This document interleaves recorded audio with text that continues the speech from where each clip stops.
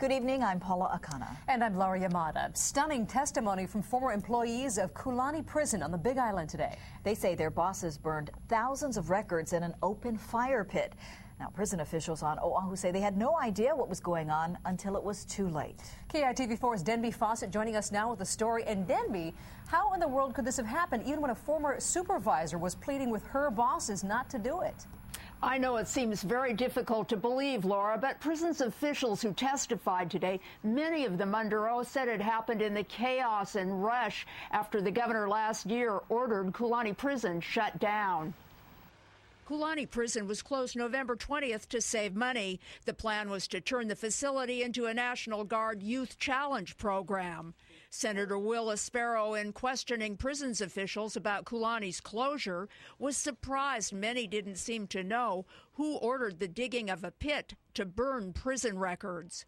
From what I've gathered, this whole process of closing Kulani Correctional Facility was very rushed, very sloppy. Some poor decisions were made, and now I'm finding out nobody knew who was in charge.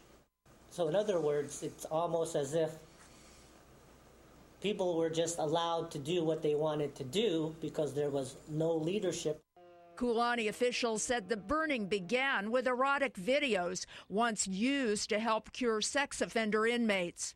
We did not start burning to burn records. The burning started specifically was to destroy pornographic material that had been used in the past with the sex offender treatment program. Then a pit was dug in the adjacent forest and fires accelerated with diesel to burn thousands of records. Former corrections supervisor Susan Sagawa told senators she begged Kulani officials not to burn important records she had, like copies of police reports on alleged prisoner violations. The order continued to be destroy everything. They're all copies. You don't need anything. Sagawa said in spite of the order, she saved 6 boxes of records.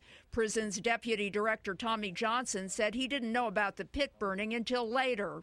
I think there were mistakes were made, Senator. I think in hindsight, it could have been handled a lot better.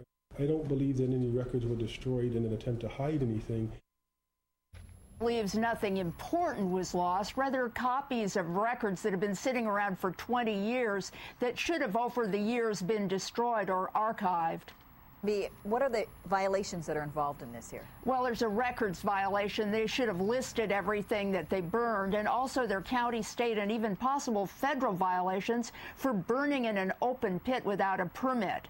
The state health department is now investigating. Back to you. Interesting, Debbie. Thank you very much.